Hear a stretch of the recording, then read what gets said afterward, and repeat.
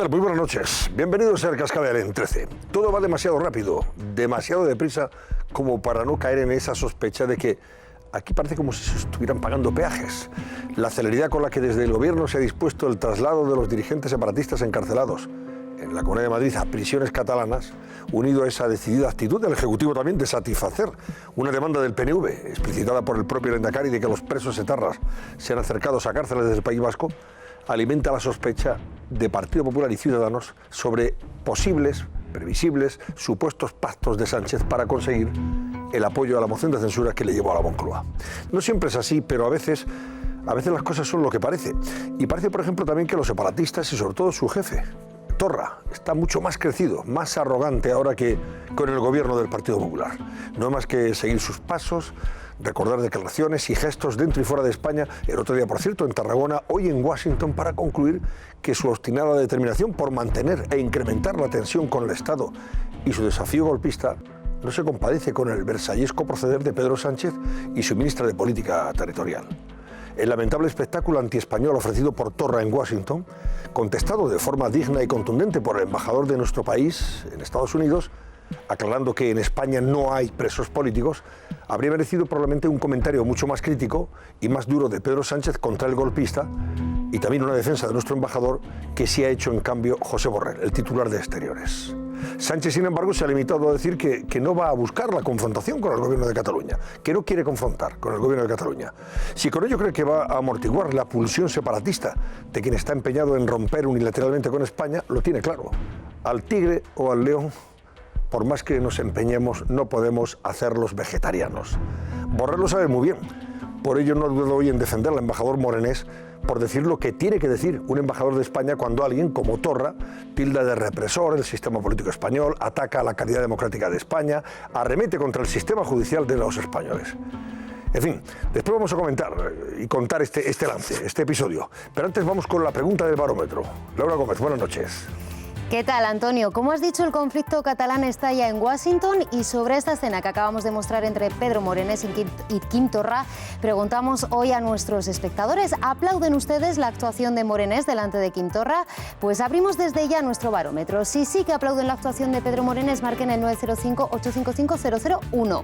Si por el contrario no lo hacen, marquen el 905-855-002. Estamos activos también, como siempre, en redes sociales. En Twitter recuerden que somos @elcascabel13.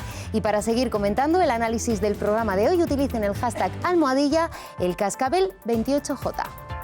Muy bien, gracias, Laura. Hoy la Agencia Tributaria ha publicado una nueva lista de morosos con el fisco.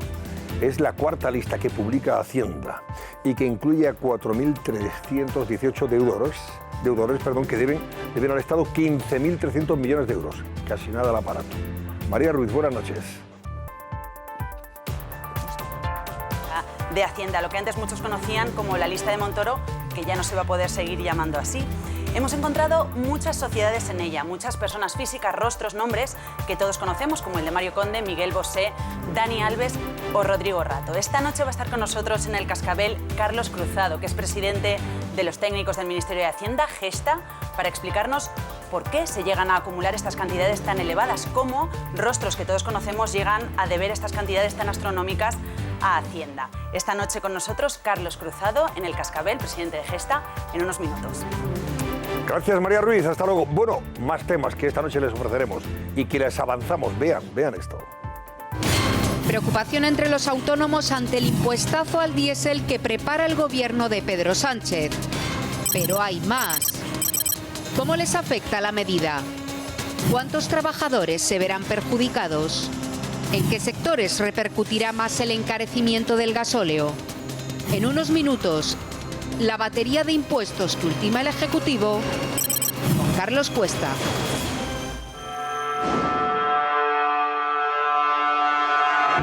El tribunal les dejó en libertad porque entendió que no había riesgo de fuga.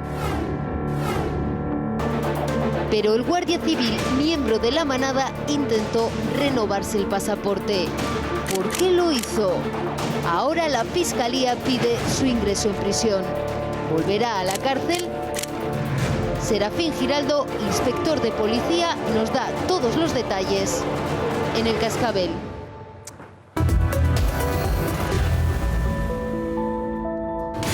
Preocupación entre los autónomos ante el impuestazo al diésel que prepara el gobierno de Pedro Sánchez. Pero hay más. ¿Cómo les afecta la medida? ¿Cuántos trabajadores se verán perjudicados? ¿En qué sectores repercutirá más el encarecimiento del gasóleo?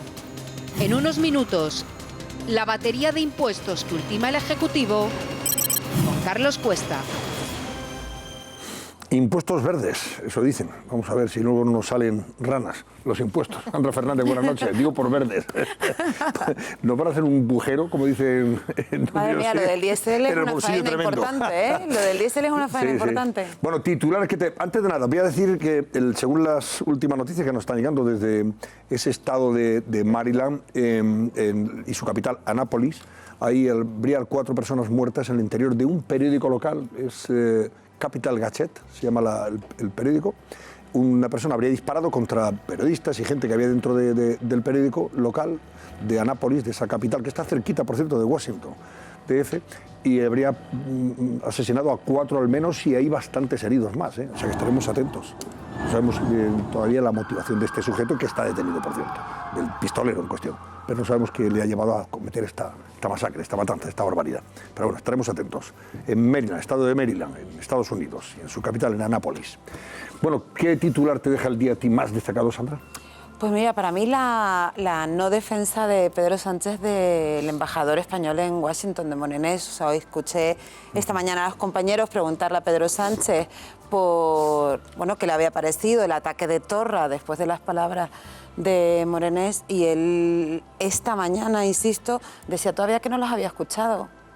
Y eso, además, sorprende mucho más cuando lees, incluso en las redes sociales, como el ministro de Asuntos Exteriores, nombrado por Pedro Sánchez, sí que se posiciona totalmente a favor de lo que dijo e hizo Morenés en Washington. Con lo cual, es una situación como extrañísima dentro del Ejecutivo. El ministro de Asuntos Exteriores va por un lado, el presidente va por otro, y los gestos a favor del independentismo siguen sumando.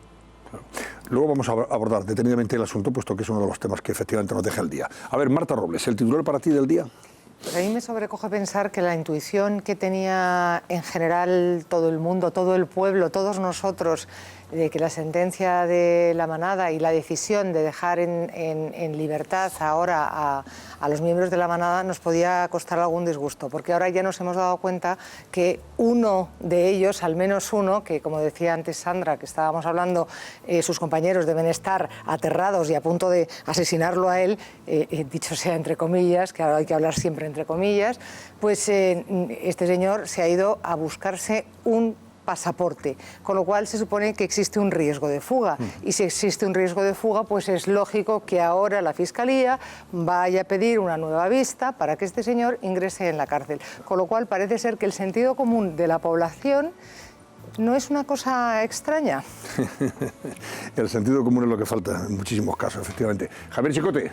Bueno, pues yo, Antonio, me voy con la guerra por liderar el Partido Popular. Yo creo que hoy Pablo Casado ha cruzado el Rubicón, como hizo Julio César con su ejército cuando volvía de las Galias, y eso significa que empieza la guerra civil.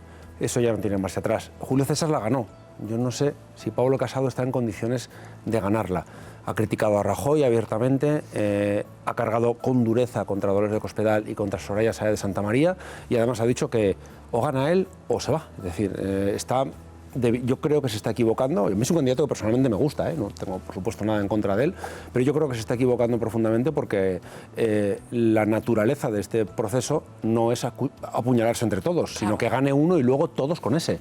Si quieren trabajar por su partido. Eso es lo que dice Cospedal. Y a ver a dónde se va. Yo creo que la estrategia tan agresiva que ha marcado Pablo Casado se está confundiendo, y además está denunciando una serie de presiones que las está denunciando tirando la piedra y escondiendo la mano. Entonces, claro, sin dar nombres ni nada, sin dar ningún dato. Que diga quién presiona y a quién presionan, y que entonces se investigue si de verdad eso está ocurriendo. Si no, es extender rumores yo creo que con poca responsabilidad. Sí. Vamos a ver en qué acaba la cosa. En cualquier caso, él ha apostado por esa vía. Ya he dicho que si al final no consigue ganar, pues evidentemente no es que dé un paso atrás, sino se va y ya está. Probablemente deje la política incluso, ¿no? Sí, claro. Vicente González Olaya, ¿el titular tuyo? Pues mira, para mí la historia es el escarnio público. Yo me pregunto si es legal que se pueda hacer público el listado de personas que supuestamente luego lo vamos a comentar, efectivamente, han defraudado. Yo el otro día pedía el historial médico de un familiar mío fallecido y no me lo dieron porque era algo privado, era algo personal. Yo expliqué que había fallecido y que necesitaba el historial médico y no me lo dieron. Entonces yo me pregunto, ¿es posible que se haga un listado de supuestos defraudadores? Porque claro, esto de que son defraudadores lo dice Hacienda. No está tan claro que haya... Muchos habrán recurrido que habrán recurrido. Bueno, ¿por qué tengo yo que saber demandas, sí, que el señor Bosé o o Patricia Conde ha defraudado supuestamente 1 y pico millones? Pero bueno, ¿quién es Hacienda para hacer público esos datos de gente que no se puede defender? Bueno, por supuesto que tendrán que pagar y tendrán que cumplir la ley como todo el mundo. Pero ¿eso es ético? ¿Eso es legal? ¿Para qué queremos una agencia de protección de datos? Luego estamos en fase de titulares. Como son temas que vamos a abordar, luego tendremos tiempo de comentarlos. No hemos coincidido, fíjate si hay actualidad que no hemos coincidido. Cuatro de los asuntos que vamos a comentar esta noche. Pero antes me voy a acercar hasta las inmediaciones del Tribunal Supremo, donde ejerce, entre otros, el juez Pablo Llarena. Y hoy el juez Llarena, pues hombre, le ha respondido al gobierno que no, que por su parte no hay nada que objetar si el gobierno tiene interés en trasladar a los presos separatistas que en estos momentos están en prisión preventiva y que están pidiendo ser trasladados a cárceles catalanas, y que por su parte no hay ninguna objeción, puesto que no existe razón procesal, y ha dado el visto bueno para que 4 de esos dirigentes separatistas que están en prisión provisional, como saben, en cárceles de la Comunidad de Madrid y que han solicitado su traslado, puedan serlo en las próximas horas o días. Irene Sanz se encuentra precisamente en esas inmediaciones del Tribunal Supremo. Adelante, Irene, muy buenas noches.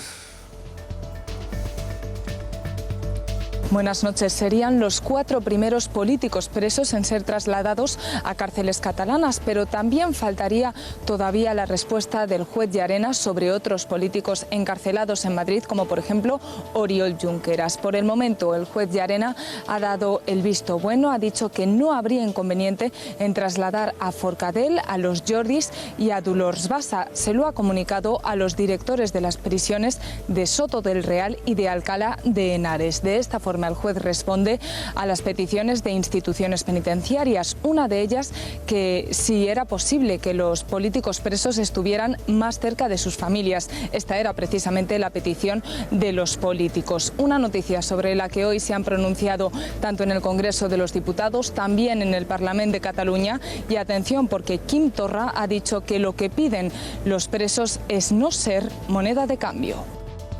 Sencillamente muy lamentable, ¿no? Demuestra que el señor Sánchez está obligado a pagar un precio por los votos que ha tenido para su investidura, y el problema es que se va a utilizar la política penitenciaria para ello. En el momento en que la instrucción se dé por concluida, que yo creo que está muy próximo, pues efectivamente será el Ministerio del Interior el que tenga que tomar sus decisiones, y yo estoy seguro que las tomará con arreglo a la ley. Los presos políticos no tendrían que estar cerca de casa, tendrían que estar libres. De hecho, sigo recordando, en Bélgica, por los mismos motivos por los que hay presos políticos en España, los consejeros imputados por las mismas causas están libres. Bueno, vamos a ver. Están libres porque no han cometido probablemente ningún delito, señor Torra. Y aquí la justicia está actuando y ha considerado que preventivamente, para evitar riesgos de que puedan repetirse situaciones como las que protagonizaron, por eso estar en prisión preventiva. Serafín Giraldo es inspector de policía, es abogado y tiene conocimiento suficiente de la materia para que nos diga, bueno, este es un asunto, Serafín, buenas noches. Hola, muy buenas. En la que el juez ya ha dejado claro que compete al gobierno, que él no ve ninguna razón procesal para que estén en la cárcel en Madrid o en Sevilla o en Bilbao o en Valencia. Sí, y los 4 que han pedido su traslado ya pueden irse para allá, si quieren. Nos movemos dentro de la legalidad, este es el titular que puedo dar. Y sí que hay unas especialidades en este traslado, en esta situación, dado que Cataluña tiene transferidas las competencias en materia de penitenciaria, pero ha finalizado la fase de instrucción. y el juez ya no les necesita aquí en Madrid.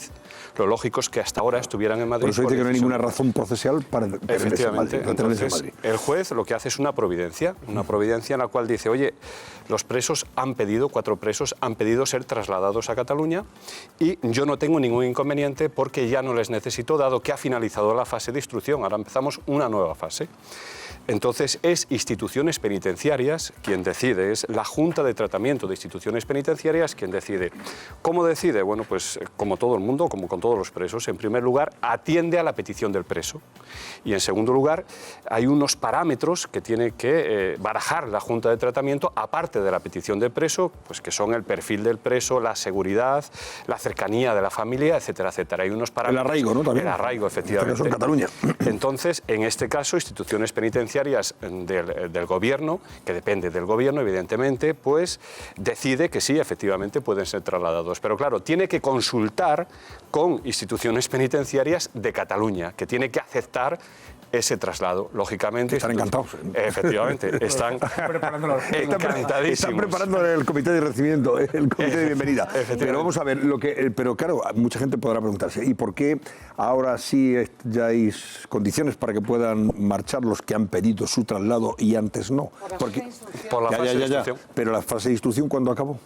Ahora cuando dictó la providencia, no ha coincidido con todo el cambio de gobierno, etcétera, ¿no? Efectivamente, vale. Es ahora cuando el juez ha dictado. Te lo pregunto para evitar malas sospechas. No, es que no hay ninguna. Sobre este juez, la verdad es que es no por parte del juez, sino por parte del gobierno, que también da la impresión de que el gobierno tiene más interés que el anterior en que sean trasladados, pero que el otro, probablemente el gobierno de Rajoy también hubiera procedido igual. Entiendo que sí. Yo ahora, en este caso, efectivamente, hablando de porque son los que les pongan en libertad.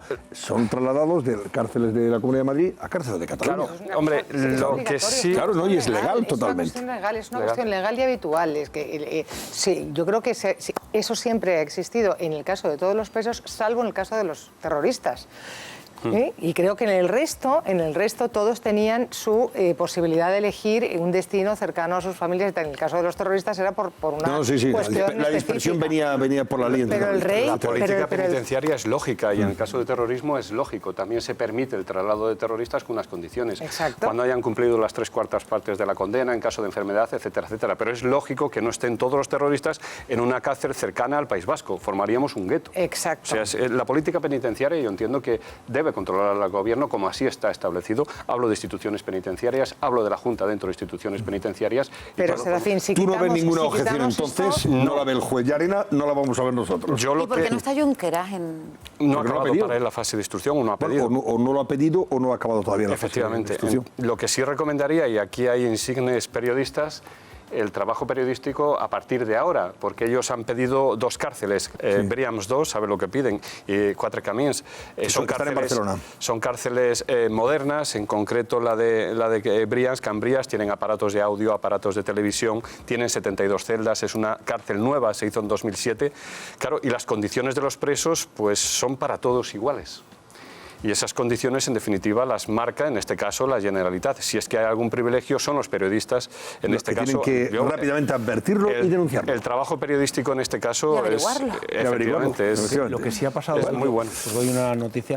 El gobierno preguntó al juez para ver si le parecía, pero lo que hemos podido saber, lo publicamos mañana en ABC, es que antes de hacer esa pregunta ya estaba preparando el traslado. Estaba más que decidido, no le estaba diciendo al juez, oiga, ven, porque además no es competencia suya, sino que ha parecido que era algo pues de cara a la galería el que se está consultando al juez, pero estaba más que decidido. Y yo creo que aunque haya coincidido en los tiempos... Por eso lo importante, yo creo que nosotros podemos hacer una crítica puntual sobre una situación vivida, esta por ejemplo que vamos a comentar después, de lo de Morenés, etcétera, etcétera, al presidente del gobierno o al gobierno, pero en este caso es verdad que no hay ninguna... Una cuestión legal, no hay, digamos, ningún beneficio de este gobierno a estos señores por agradarle al señor Torra. Aquí no. Es un tema legal, no hay ningún privilegio y se está haciendo de acuerdo a la ley. Pero les ha venido muy bien. O sea, la coincidencia ha venido muy bien. Ha coincidido y ya está. Eso sí es cierto. No lo critico, pero que les ha venido muy bien. No, naturalmente. Ha sido una coincidencia que levanta sospechas y por eso es bueno aclararlas.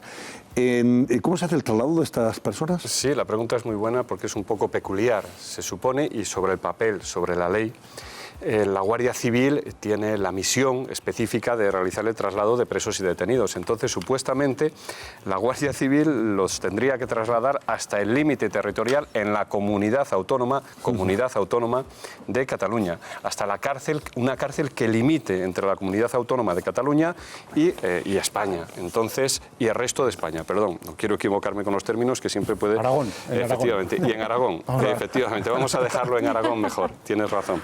Entonces, se tendrá que buscar una cárcel legalmente. Yo espero que opere el sentido común y sea la Guardia Civil la que los lleve hasta su lugar de destino, pero legalmente serían los Mossos d'Esquadra quienes tienen la competencia en Cataluña para el traslado de presos, quienes les recogerían de esa cárcel de Aragón y los llevarían a donde han pedido. Bueno, o sea, eso no es directamente ridículo, absurdo, impresentable, que la Guardia Civil tenga que dejar a estos señores en Aragón para que vengan luego los Mossos d'Esquadra.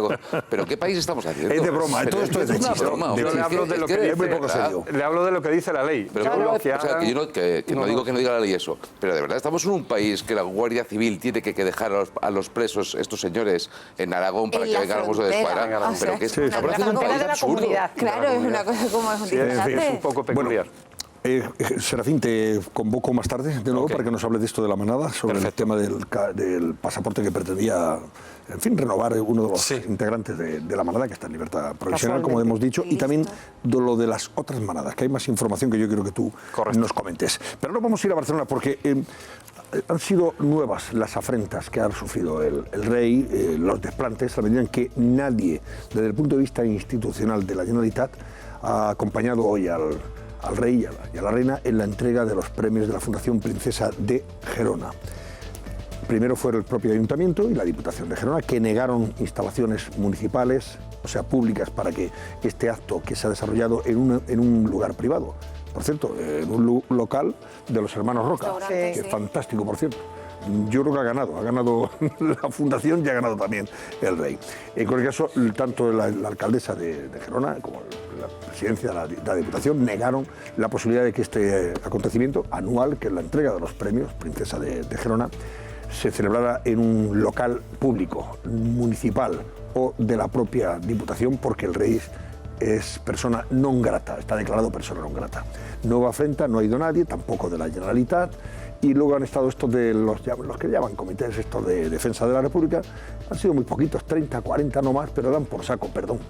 En fin, meten, en fin, follón. Y han estado por ahí pues quemando imágenes del rey, insultando, etcétera, etcétera. Marco Chiasa, cuéntanos cómo se ha desarrollado el acto y qué ha dicho el rey. ¿Qué tal, Antonio? Pues el acto se ha desarrollado con total normalidad, eso sí, desde primera hora de la tarde los CDR de Girona llevaban ya semanas convocando estas movilizaciones de rechazo al rey. Han intentado cortar pues los accesos a este Mas Marroc donde se llevaba a cabo esta ceremonia. Han decorado las carreteras con símbolos independentistas de color amarillo bajo el lema Cataluña es una república, Cataluña no tiene rey. Le han llamado a todo esto que han hecho la revolución de los elefantes, en clara alusión al incidente que tuvo el rey Juan Carlos I en Botsuana. Aún así, la cosa no ha ido a más, porque entre que los Mossos d'Esquadra los han aislado hasta 1 kilómetro alrededor del evento, y además la lluvia ha terminado por disuadirlos. Se ha producido alguna escena de tensión cuando ha quemado las imágenes del rey, como decías, Antonio, y también cuando algún grupo que estaba apoyando al rey en su llegada ha intentado retirar algún símbolo independentista que estaba en la vía pública, pero afortunadamente no ha ido más y el evento se ha desarrollado con absoluta normalidad. Ha llegado el rey pues con muchísimos coches de seguridad. Le hemos visto sonriente, hablando con todo el mundo antes de iniciar el acto, y en su discurso pues bueno, ha dicho que Cataluña es de todos y para todos. Ha hecho un guiño a la lengua catalana, a la pluralidad de Cataluña. También ha dicho que la Constitución que tanto progreso ha traído a España vino en gran parte gracias al progreso y al esfuerzo del pueblo catalán. Y paralelamente, Antonio, mientras se desarrollaba el discurso del rey, en el pueblo en el que duerme esta noche el rey, estaban inaugurando una plaza con el nombre 1 de octubre. Y por último, decir, Antonio, como bien explicabas, que ningún representante de la Generalitat ha acudido hasta aquí, hasta este centro de eventos de los hermanos Roca. Como ya dijo bien Quim Torra, que no iba a participar en ningún evento organizado por la monarquía, y además Quim Torra acaba de dimitir como vicepresidente de honor de esta fundación que ha entregado los premios. Bueno, pues eso es lo que ha habido. Por cierto, solamente ha estado el ministro de Ciencia y Tecnología, ¿no? El señor Duque, acompañando a los Reyes. No ha habido nadie más del gobierno. Así es. No ha habido ningún otro ministro, ninguna representación por parte del Gobierno central, más allá del ministro de Innovación y Ciencia, Pedro Duque. Hemos visto a empresarios, a científicos, a gente del mundo del deporte. Uno de los premiados ha sido el jugador de baloncesto, Pau Gasol, pero sí que hemos visto ni a más ministros y sobre todo a ningún representante, como decía, de la Generalitat de Cataluña.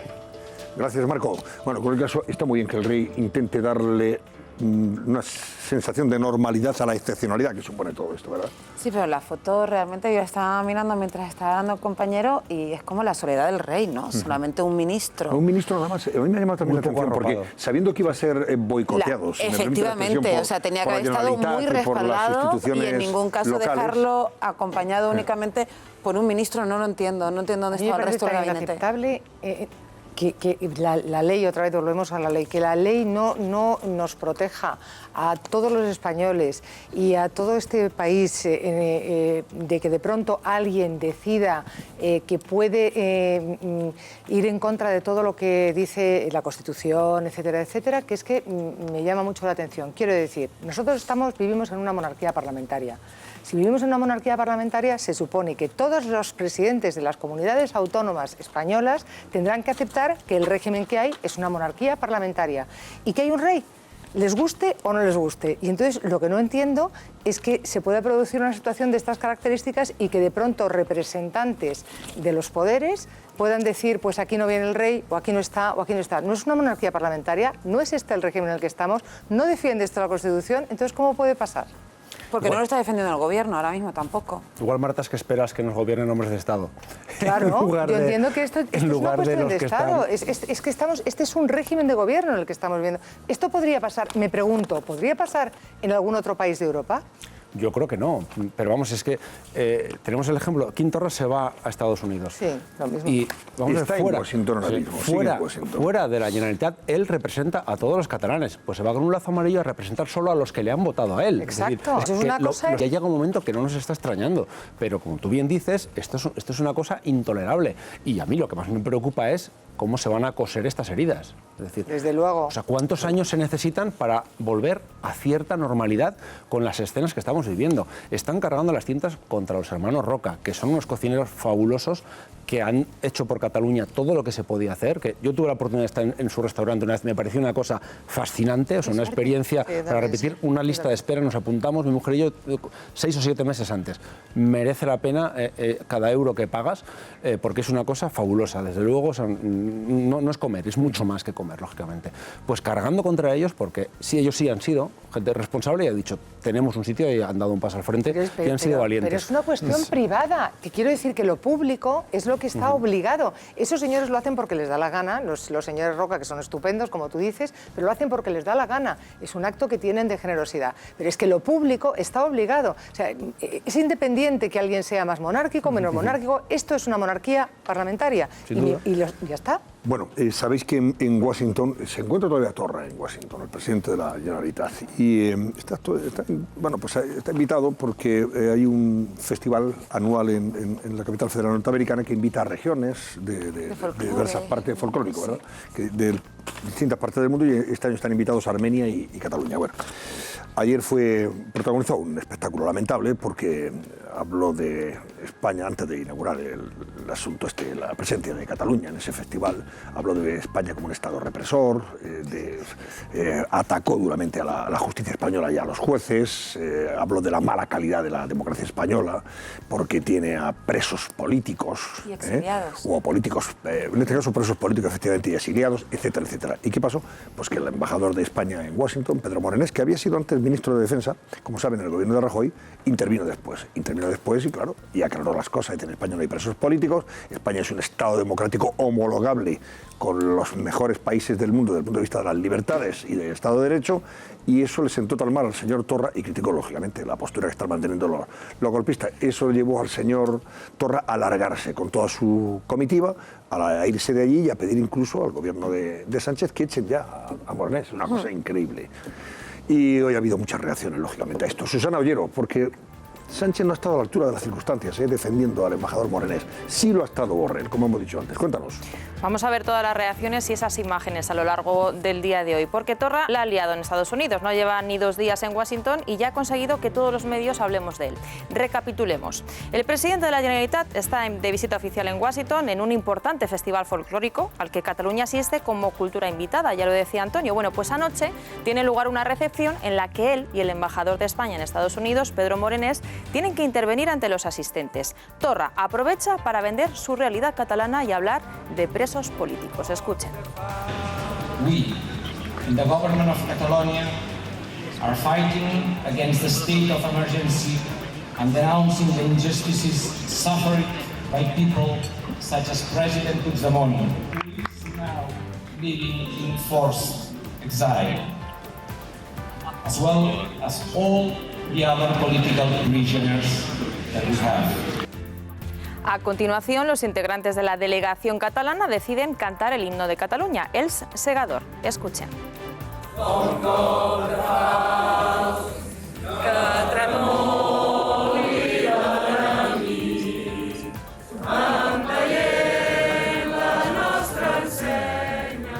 Segundo protagonista, el embajador de España en Estados Unidos, Pedro Morenés, sube al escenario y hay unas voces hablando de Cataluña, así que tiene que decir esto que van a escuchar.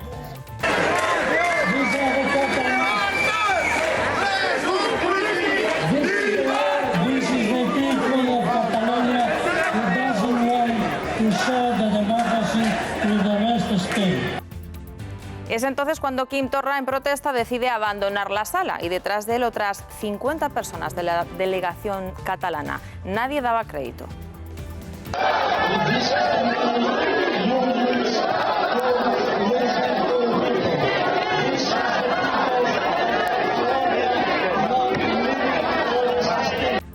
Torra atendió a los medios en el exterior del edificio y pidió la dimisión de Morenés. Así lo hizo.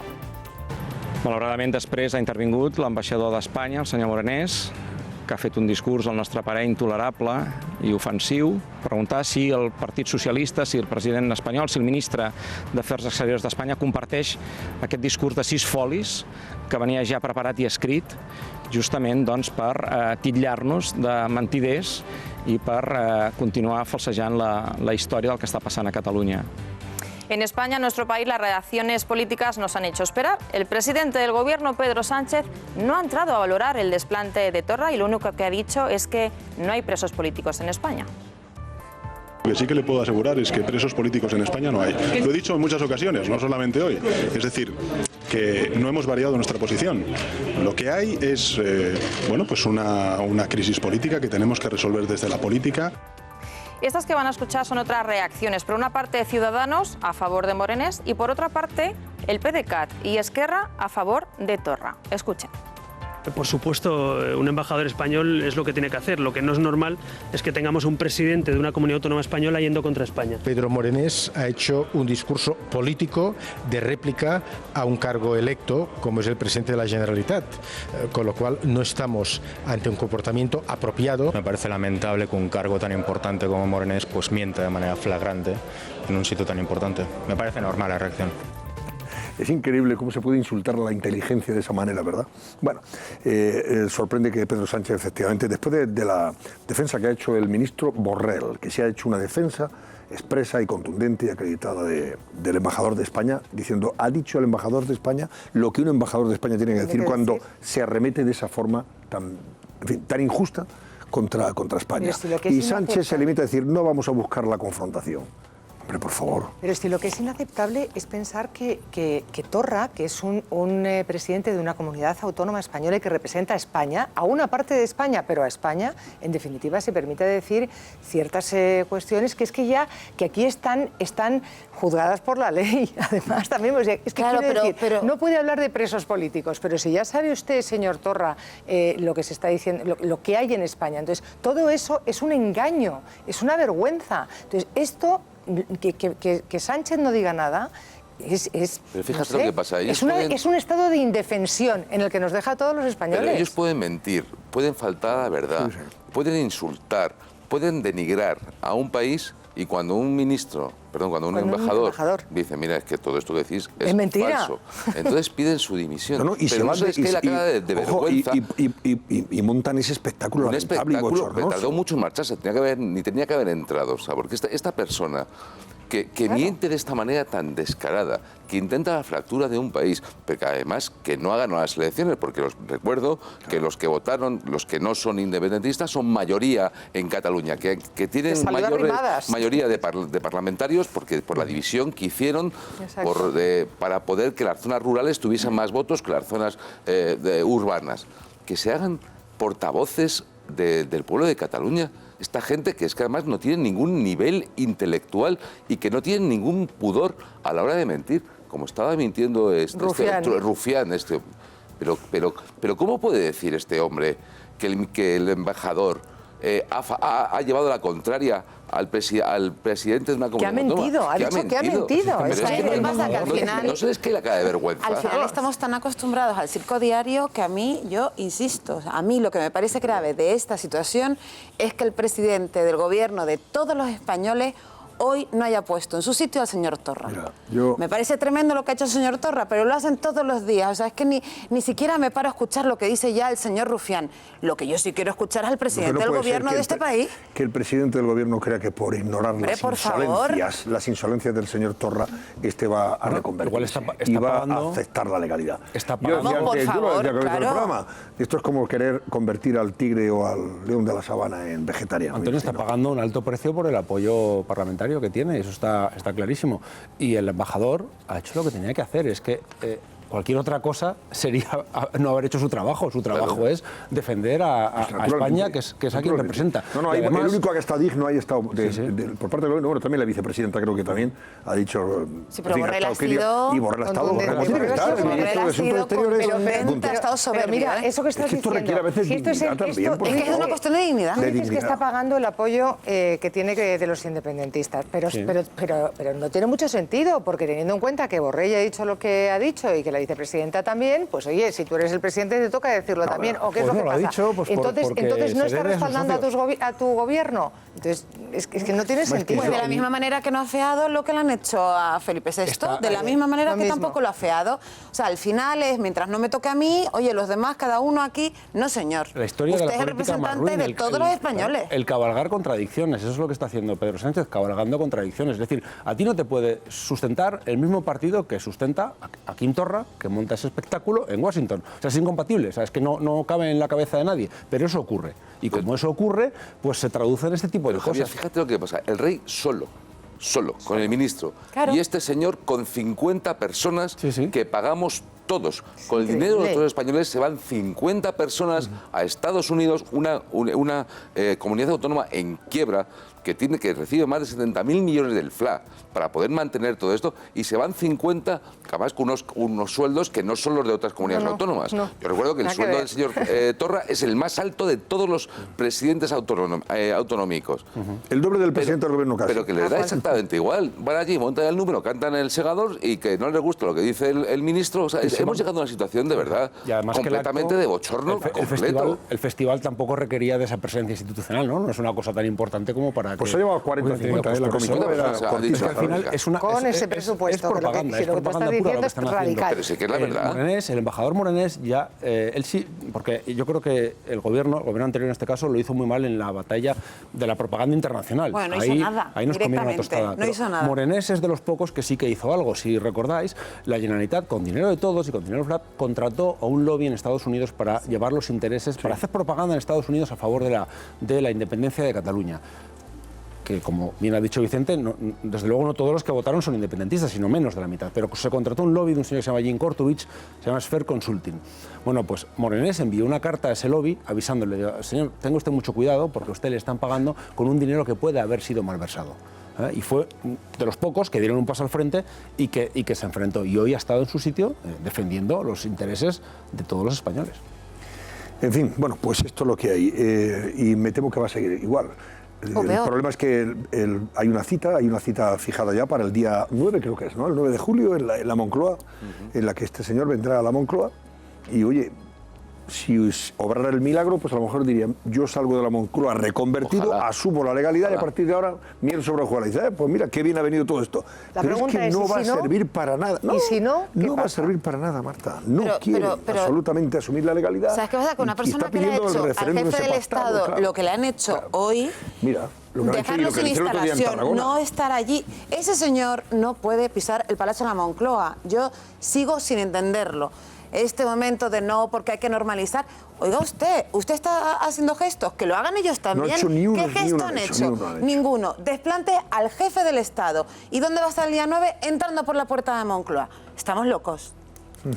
Bien, vamos a dejarlo ahí, señoras. ¿Qué tiempo tendremos de seguir analizando este asunto con todas las derivadas que nos ha aportado lo que ha pasado en Washington? Son las 11:10. Estamos de vuelta enseguida. Antes, ya saben, si van a salir de viaje este fin de semana y, por supuesto, en vacaciones, no olviden que hay muchos radares prestos y dispuestos para echarle mano.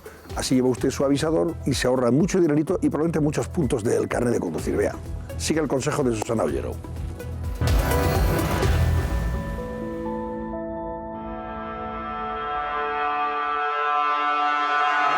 El tribunal les dejó en libertad porque entendió que no había riesgo de fuga. Pero el guardia civil, miembro de la manada, intentó renovarse el pasaporte. ¿Por qué lo hizo? Ahora la Fiscalía pide su ingreso en prisión. ¿Volverá a la cárcel? Serafín Giraldo, inspector de policía, nos da todos los detalles en El Cascabel. Bueno, vamos a acercarnos a Valencia porque quiero que Vicente Ordaz, que es el director de informativos de COPE Valencia, nos cuente cómo está la situación en relación con esa llamada Operación Alquería contra la corrupción, que en este caso afecta a los socios de gobierno de la Generalitat Valenciana, al Partido Socialista del País Valenciano y a Compromís.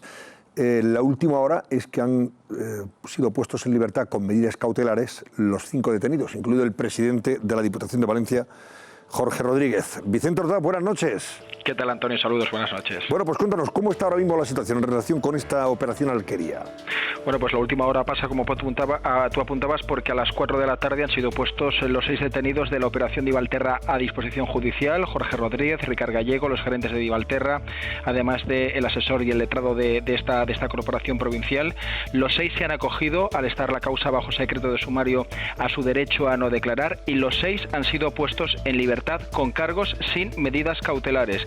Recordemos que están acusados de los presuntos delitos de prevaricación y malversación.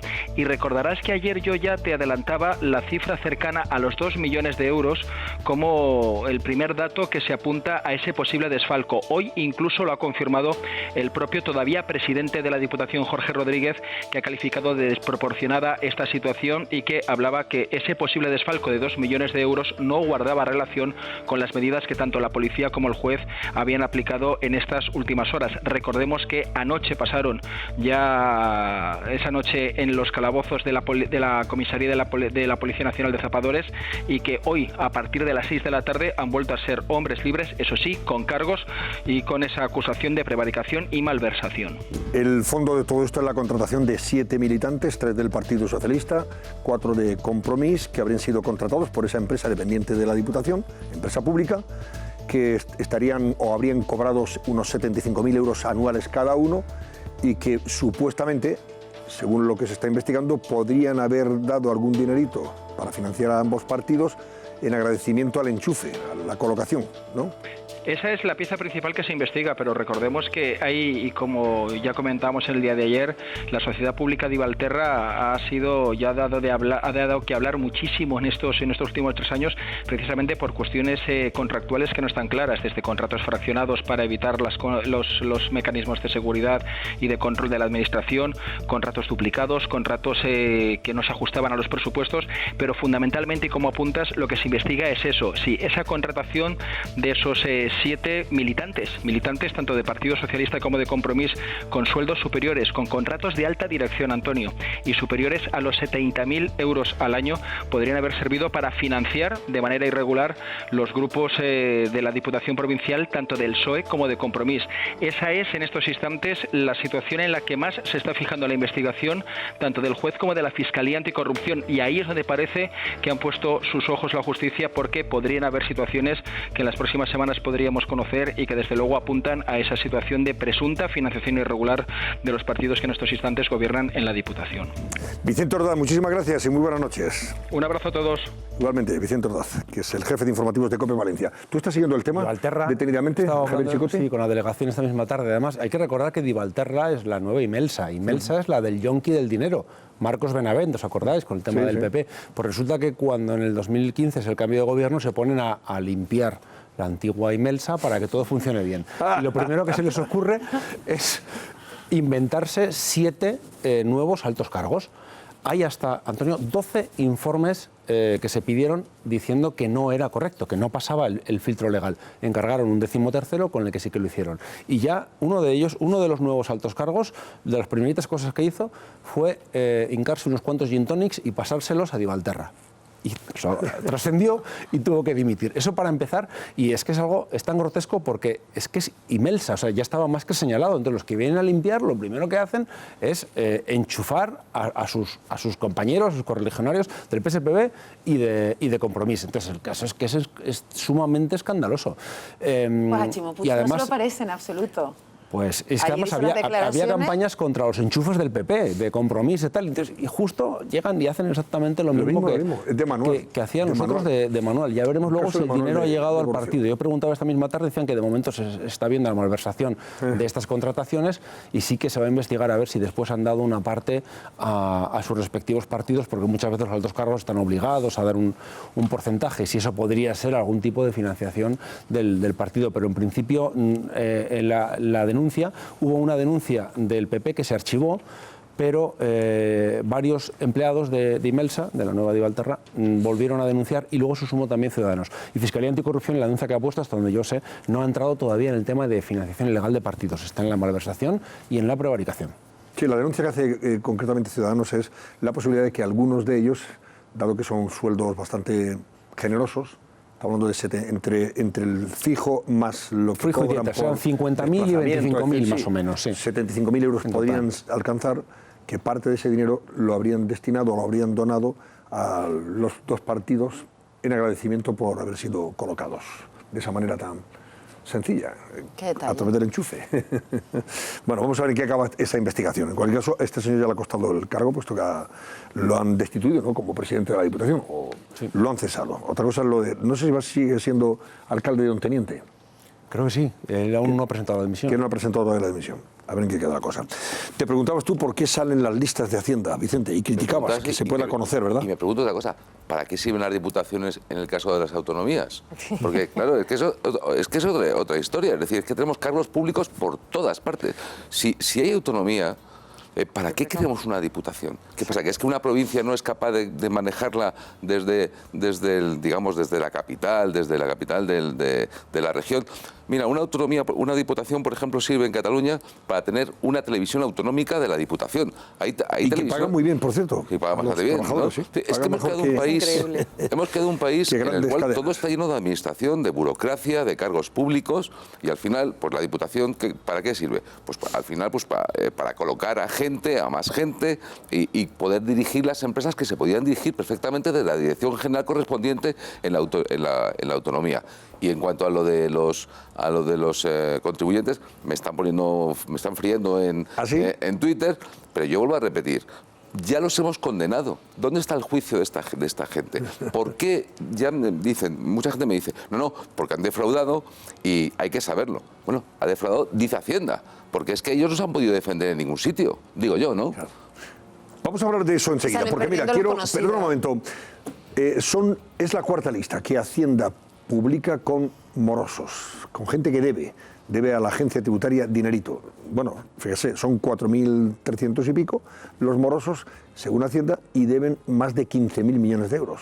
Y hemos conocido la lista hoy, la cuarta lista que se publica, Susana Ollero, con nombres también muy en fin, sonoros, ¿no? Y con conocidos y populares. Nombres conocidos por todos. Ya no es la lista de Montoro, pero sigue siendo el listado más odiado por sus protagonistas. Les vamos a dar esos nombres que han formado parte y que aparecen dentro de ese listado. Hay nuevas incorporaciones, son estas que vamos a ver. Por ejemplo, el cantante Miguel Bosé, que irrumpe este año con una deuda de 1,8 millones, seguido por el exministro de Economía Rodrigo Rato con algo más de 1 millón de euros que debe. Pero también hay morosos ya conocidos por Hacienda que repiten este año. Uno de los que aparece en los primeros puestos es el exbanquero Mario Conde, fíjense, con casi 15 millones de euros que debe. Y también repiten el futbolista Dani Alves con 2,6 millones y la presentadora Patricia Conde, que debe a las arcas del Estado 1,8 millones de euros. Hay una lista que incluye este año a todos estos famosos, pero hay un 5% menos de morosos que el año pasado. Un total, como decía Antonio, de 4.318 morosos entre personas físicas y empresas. ¿Y cuántos millones deben en total todos ellos? Pues un total de 15.300 millones. Las personas en total 760 millones y las empresas pues algo más, 14.600 millones que no están donde deberían de estar, Antonio, en las arcas del Estado. En realidad, morosos con nombre y apellido son solo 20.340, lo demás son empresas. Así es. Que también tienen detrás nombre y apellidos, pero se les conoce por sus empresas. Bueno, vamos a preguntarle a Carlos Cruzado, que es el presidente de Gesta, los técnicos de Hacienda, para que nos diga, primero, si él considera no solamente lícito, sino también adecuado que se publiquen estas listas de morosos. Don Carlos, buenas noches. Hola, buenas noches. ¿Ustedes aprueban que se publiquen estos listados? ¿Les parece bien? Bueno, en primer lugar hay que aclarar algo. Se estaba hablando de defraudadores y no es una lista de defraudadores. Es una lista heterogénea donde hay defraudadores que han tenido actas y que han tenido sanciones y no las han pagado, pero también hay muchas empresas y personas que no han podido hacerse cargo de esas deudas y que sin haber defraudado simplemente son morosos, ¿no? Por eso es una lista que confunde, ¿no? Que puede confundir. Insisto, hay defraudadores, pero también hay personas que simplemente no han podido pagar sus deudas y no han defraudado nada, ¿no? Bueno, en principio el ministro Montoro habló en su momento de que se haría una lista o se publicaría una lista de defraudadores. Finalmente lo que se publica es esta lista de morosos. Bueno, en otros países pues hay distintas experiencias, ¿no? Lo que vemos es que llevan 4 años ya con esta lista y bueno, vemos que reiteradamente muchos nombres aparecen y que, bueno, quizá, no sé si el ejemplo y el efecto que tiene es el de que puedan disminuir estas personas, ¿no? Como decía antes, echamos en falta, o comentaba que había más sociedades, claro, que personas, pero debería haber personas también que son responsables solidarios o subsidiarios a los que se ha derivado responsabilidad de muchas sociedades y que, sin embargo, no aparecen. Para esto habría que modificar la norma, pero quizás sería interesante conocer quiénes están detrás de algunas sociedades que bueno, tienen importantes deudas, ¿no?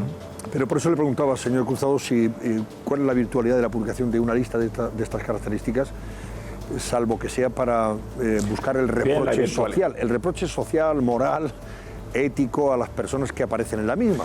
Y que probablemente algunos, como usted bien apunta, son insolventes porque es verdad que no pueden hacer frente ya a ningún pago. Otros probablemente sean un poquito más desahogados, pero habrá gente que efectivamente no puede hacer frente a esas deudas, ya no va a pagarlas nunca y sin embargo siguen apareciendo. Sí, es cierto que el objetivo, desde luego, de la lista es pues evitar o intentar que personas o sociedades que tienen estas deudas, bueno, pues paguen, ¿no? Para intentar no salir en la lista y efectivamente no recibir ese reproche social, ¿no? Lo que ocurre es que un número importante de estas personas que aparecen, jurídicas y físicas, pues son, bueno, pues sociedades prácticamente en liquidación. El 44% de estos deudores están inmersos en procedimientos, o de la deuda, mejor dicho, de estos deudores corresponde a procedimientos concursales, con lo cual, bueno, pues es bastante difícil que se pueda llegar a cobrar ni la totalidad ni siquiera una buena parte de esta deuda que es... Bueno, y entonces hay nombres que se repiten, de particulares y de empresas.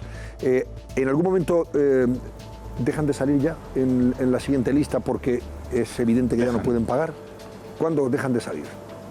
dejan de salir. ¿Ah, sí? De hecho, cuando hablamos de que ha habido una disminución de deudores, ¿no? Aproximadamente un 10%, si lo comparamos con la primera lista, bueno, estas personas que dejan de salir puede ser porque hayan pagado la deuda o parte y haya quedado la deuda por debajo del 1.000.000 de euros, puede ser que hayan aplazado, hayan conseguido aplazamientos de las deudas y tampoco van a figurar en la lista, pero también es probable, y desde luego en muchos de estos casos desaparecen porque se dan de baja esas deudas, porque bueno, ha finalizado, digamos, el periodo de prescripción una vez que la agencia tributaria pues dejó de perseguir a estas personas después de no encontrar bienes, de no encontrar dónde poder acudir para embargar bienes o derechos, ¿no? Entonces esto es algo que no se tiene en cuenta, que una buena parte de estas deudas se dan de baja porque bueno, hay una insolvencia que en principio es provisional, pero una vez transcurre el plazo de prescripción es una insolvencia definitiva y se dan de baja directamente, pero no se ingresan. Y entre los que aparecen en la lista, señor Cruzado, puede haber gente que está litigando con Hacienda, por ejemplo, ha recurrido, deudas que cree él que no debe pagar o dinero que no le corresponde abonar y mientras se resuelve desde el punto de vista legal el conflicto, ¿aparece en la lista o no? No, en principio no aparecen, no deben aparecer en la lista porque para poder litigar hay que avalar esas deudas. Y bueno, si no son sanciones, las sanciones directamente quedan suspendidas en tanto se tramitan los recursos. Bueno, hoy creo que el Rato hablaba de que no tenía liquidez para poder avalar algunas deudas que sí tenía recurridas, pero esto no es lo usual. Aquí no están ni las deudas aplazadas legalmente ni las deudas recurridas y que están avaladas, por supuesto, ¿no? Bueno, una pregunta quiere hacerle Vicente. Vicente González Zelaya se ha puesto... En fin, negro, se ha puesto cabredísimo por el hecho de que haya aparecido a lo ético y a lo moral. Es decir, si yo no puedo conocer ni tu teléfono, porque hay una agencia de protección de datos, ni dónde vives, ni si estás casado, o sea, tú tienes un derecho, que es el derecho a la intimidad, el derecho a proteger tus datos. ¿Cómo es posible que desde el Estado se ponga encima de la palestra a toda esta gente? Que, por supuesto, si no han pagado, pues que los metan en la cárcel, que los pongan, que los acuchillen. Pero ¿por qué se puede poner en escarnio público a todas estas personas que además usted ha explicado que hay morosos, defraudadores, gente que ha quebrado la empresa? O sea, les estamos poniendo... le estamos diciendo, porque luego la gente no distingue exactamente, porque además la lista tampoco lo distingue tan claramente, estamos diciendo, todos estos, y perdona que se lo diga así, son unos ladrones. Es que es lo que llega a la gente. Entonces, es que nadie, o sea, ellos se pueden defender ellos. ¿Quién ha decidido que el señor Bosé debe 1, no sé cuántos millones? A lo mejor el señor Bosé tiene una razón para no haber pagado, o que le ha quebrado la empresa, o que está mal hechos los cálculos, pero le hemos puesto ahí, digo el señor Bosé, como digo el señor Alves, le hemos puesto ahí como un defraudador, como un tipo que ha robado al resto de españoles 1,8 millones. Bueno, no, está puesto como un moroso, que es lo que se publica. Hubo una modificación del artículo 95, se incluyó un artículo 95 bis en la Ley General Tributaria y en principio, mientras esa norma no sea declarada inconstitucional, bueno, pues está vigente, ¿no? Si hay una diferencia de criterio y se ha litigado, como decía antes, no va a aparecer en la lista. Esta lista es de las personas que una vez ha vencido el periodo de plazo voluntario no han ingresado la deuda, ni siquiera la han avalado si es que la han recurrido. Por tanto, en el caso de que haya una discrepancia con el criterio de Hacienda, están recurridas y no están en esta lista. ¿Tengo yo derecho a saber que el señor Bosé no ha ingresado 1,8 millones y en cambio no tengo derecho a saber el carnet de identidad de Antonio?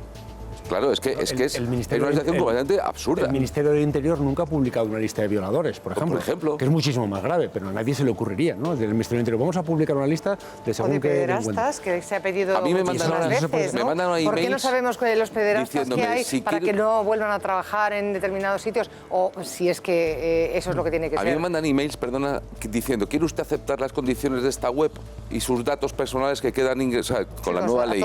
Y tú tienes que poner que sí. Bueno, pues yo pongo que sí.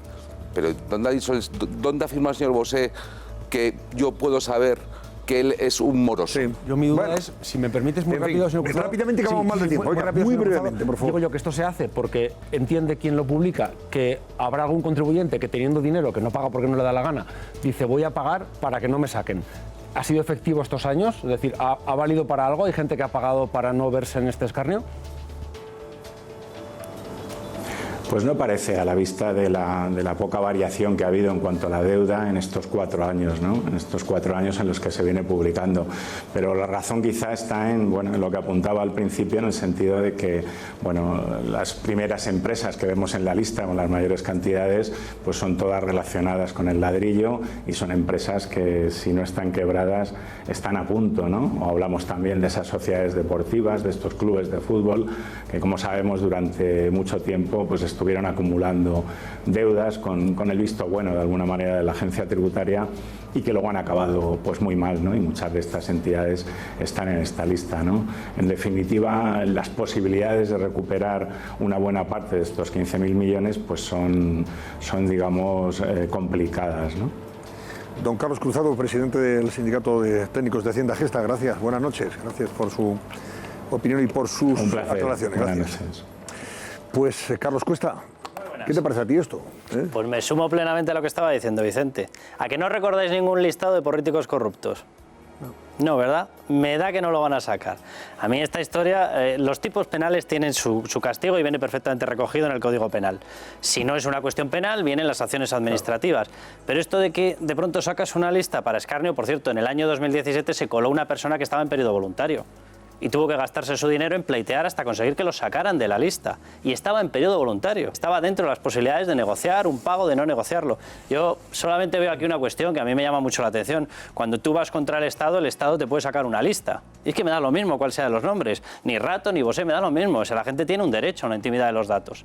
Y tú lo que estás haciendo aquí es utilizar un escarnio y no sé llamarlo difamación, porque evidentemente tiene una connotación hasta penal, pero desde luego sí el perturbar su imagen para que vayan corriendo a pagar. Nunca ocurre al revés. Si tú tienes una reclamación con el Estado, ¿qué hacemos los demás? ¿Ponemos carteles diciendo que malo es el Estado? O sea, siempre tienes una especie de relación muy poco equivalente cuando tú pleiteas con el Estado o el Estado contra ti. Los que salen ahí reclamados por Hacienda normalmente o son insolventes o tienen embargados los bienes o no pueden hacer frente a la deuda o no les pueden meter mano, si me permite la expresión, para que puedan dar o devolver el dinero que se les está reclamando, está claro. Si a ti te pasa dejando de ver 1.000 euros a Hacienda, vamos, ya te embargarán aunque sean los zapatos, pero te embargan algo. No, totalmente. No tienen nada ya nombrado su nombre. Los verdaderos morosos no están en esa lista, porque los verdaderos morosos son los que tienen las sociedades offshore, los que no pagan impuestos, los que tienen todo en negro. Esos son los morosos de verdad y esos no están en la lista. Bueno. Lo de la amnistía. En fin, bueno, vamos a ver, que vamos a hablar de impuestos. Impuestos que con la excusa de lo verde, de lo ecológico, pueden caernos por doquier, ¿verdad? El impuestazo al diésel, etc. Cuéntanos. Hay unos cuantos ya. Sepáis que hasta no te veo por ahí Coca-Cola. Cuando tengas una lata de Coca-Cola también te va a caer. También cae. También están pensando en darle a las bebidas con gas. También, sí. Aparece en el famoso listado aquel de Manolo Escudero, el que elaboró cuando estaba el Partido Socialista todavía en la oposición. También aparecían los refrescos con gas. No sé si los de sin gas, Trina y compañía, también les caerá. De momento los de con gas. Pero vamos a hacer un repaso de qué es lo que está pasando y qué es lo que late detrás, porque hay una serie de motivos aparentes, de motivos visuales. Y luego está, Antonio, lo de siempre. Venga, los motivos que se están exponiendo... La manteca colorada. Lo que acaba preocupando, esto que suena tan bien. Los motivos que está dando el gobierno para hacernos este avance de que viene la nueva subida de impuestos. Bueno, dar un vuelco a la política medioambiental, que por lo visto estamos realizando emisiones excesivas para el mantenimiento de nuestro medio ambiente, cumplir los acuerdos de la cumbre del clima de París, reducir las emisiones contaminantes y evitar la subida de la temperatura global. Todo esto se supone que esconde un catálogo de, entre comillas, sanciones. No son sanciones porque no son punitivas, pero de comportamientos que hay que intentar moderar. ¿Cuáles son esos comportamientos? Bueno, pues directamente las emisiones. Y digo yo, si en vez de cobrarnos impuestos incentivasen, por ejemplo, la sustitución de determinados vehículos más antiguos por vehículos más modernos, también se conseguiría, ¿no? Pero no, lo que se les ha ocurrido es cobrarnos. ¿Y qué es lo que se les ha ocurrido cobrarnos? Esta bonita cifra. Conseguir recaudar 6.700 millones de euros adicionales. ¿Te acuerdas que ayer hablábamos de poco más de 2.000? Era el diésel. Y tú mismo lo mencionabas, Antonio, y decías, cuidado que lo del diésel no viene solo. Claro. Que viene el diésel, viene el no diésel, vienen todo el tipo de emisiones, vienen determinados consumos. Bueno, pues todo eso junto suma más de 6.000 millones de euros. Vamos a repasar lo que comentábamos ayer del diésel. El diésel lo quieren equiparar al impuesto que repercute el impuesto especial sobre la gasolina. Dicen que no hay que incentivarlo. Bueno, maravilloso. Hace 10 años, 15 años nos decían lo contrario. Bueno, deberá ser que siempre tienen razón. ¿Cómo lo equiparan? No bajando el de la gasolina, no, subiendo el del diésel. 9,55 céntimos más para que se equipare siempre hacia arriba. No vaya a ser que alguna vez veamos algún impuesto bajar. Subida del 31%, resultado 40,25 céntimos el litro. Es lo nuevo que nos van a pasar a cobrar cuando llenemos ese depósito de diésel. El impuesto, el mismo que el de la gasolina. Pero hay más. Vamos con los nuevos impuestos verdes. Ellos le llaman todo un nuevo catálogo, así lo califican, todo un nuevo catálogo de impuestos medioambientales. Bueno, ya veremos, le preguntaba antes Javier y tenía toda la razón, dice, ¿con esto de los listados se ha mitigado algo el comportamiento? Y le decía, no. Pues que yo sepa, desde luego, con todos estos impuestos, no tengo yo muy claro que la persona que vive en Alcorcón vaya a dejar de venir a trabajar a Madrid. No lo tengo yo muy claro. Pero bueno, vamos a ver si les sale. Otros impuestos verdes que se van a empezar a colar. Impuesto a la industria por emisiones de CO2 sobre cada tonelada emitida, es decir, por las emisiones. Impuesto al óxido nitroso. ¿Qué es lo que se está combatiendo aquí? Las emisiones, sobre todo de las centrales por producción de energía, y las emisiones de los coches. Vamos a intentar diferenciarlas. Las de los coches, evidentemente habrá gente que por determinado impuesto, si es muy voluminoso, cambie su comportamiento. Pero digo yo que será si es muy voluminoso. Si te cobran 50 euros más al año, ¿tú vas a dejar de coger el coche? Claro. Si te cobran 70, tampoco, ¿verdad? Vale, por lo tanto, el fin es disuasorio de la emisión o es recaudatorio. Recaudatorio 100%. Vale, vamos a la industria. Si la industria le repercute en un coste mayor, ¿la industria se va a comer ese margen? ¿O la industria te lo va a repercutir en la factura? Lo va a repercutir en el bolsillo del cliente. Pues entonces me da que el resultado de esto puede ir, como se suele decir, el tiro por la culata. Venga, otros impuestos verdes. Impuesto a las bolsas de plástico. Aquí también se va a meter, ya se estaban restringiendo el uso de las bolsas de plástico. Había ¿Eso qué que significa? pagarlas. Que ahora la bolsa de plástico que tú pagas en el supermercado costará un poquito más porque... Sí, la bolsa te lo están cobrando, yo creo que son 5 céntimos. Sí. Pues ahora pasarán a cobrártelo sobre, entiendo que no será un céntimo más, porque entonces es la pera, la subida. Digo yo que será sobre 100 bolsas, sobre tal. Es decir, que a lo mejor en vez de la bolsa 5 céntimos te cuesta 51, o sea, 5 céntimos con 1. Y hago la misma pregunta, ¿por eso vas a dejar de coger la bolsa? Bueno, pues vamos, seguimos para adelante, venga. Fusión del impuesto, atención que este también tiene truco. Fusión del impuesto de matriculación y circulación con el impuesto sobre las emisiones, según lo que contamine cada vehículo. ¿Qué es lo que van a hacer?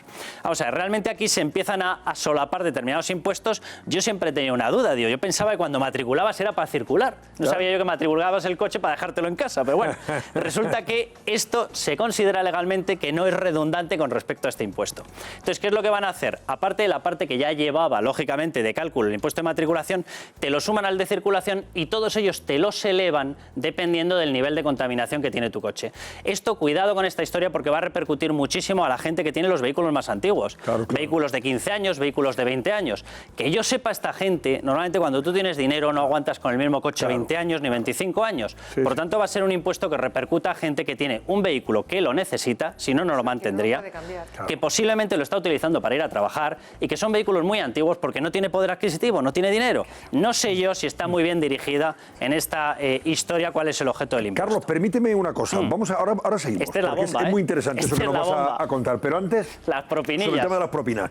Puesto que estamos hablando del impuesto al diésel, esto también va a afectar lógicamente a los que viven del transporte. Hombre, los claro. Que su actividad es el transporte y que necesitan, como el comer en general todos, utilizar, pues eso, el carburante diésel, ¿no? Para poder mover sus vehículos. Vamos a preguntarle a alguien que se va a ver afectado, lógicamente, por este impuesto, como don Antonio Villaverde, que es transportista de Madrid, concretamente de Daganzo. Don Antonio, buenas noches. Buenas noches. Usted tiene una pequeña empresa de transporte, ¿verdad? Eso es correcto, una pequeña empresa, una empresa familiar de transporte, sí. ¿Cuántas personas trabajan en la empresa? 8, somos 8. ¿Y vehículos cuántos mueven? Pues 9 vehículos. 9 Tengo vehículos. 5 camiones y 4 furgonetas. Sí. Ustedes transportan, en fin, de lo que le contratan, lógicamente, me imagino, ¿no? Pues sí, de todo tipo, carga general. Nos movemos en un ámbito nacional y hacemos un poco de todo, desde repartos en Madrid a transporte nacional. ¿Cuánto consume su flota de vehículos al mes, por ejemplo? Bueno, Sí, una media de entre 8 y 10.000 litros de gasoil al mes. Entre 8 y 10.000 litros de gasoil. Ahora cuando se produzca esa subida en los términos en los que se está hablando, que va a ser, ¿cuánto va a ser, Carlos Cuesta? Estamos hablando de... veíamos, como 9 céntimos 9 más o menos. céntimos. ¿Ha hecho usted ya el cálculo de lo que va a suponer eso en su cuenta de resultados? Pues la verdad es que estamos muy preocupados, porque además partimos ya de un precio alto, porque hay que recordar que no hace mucho el gasoil ha llegado a estar por debajo del euro. Ahora está a 1,25 aproximadamente. Estamos ya en una situación muy difícil, porque el sector del transporte es un sector que está muy castigado, con mucha competencia.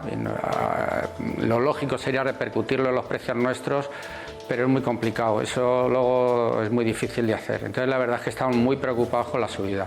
¿Y usted ha hecho ya cálculos? ¿Cuánto le podría suponer a la hora de llenar el depósito de sus vehículos un mes tras otro? ¿Esa subida?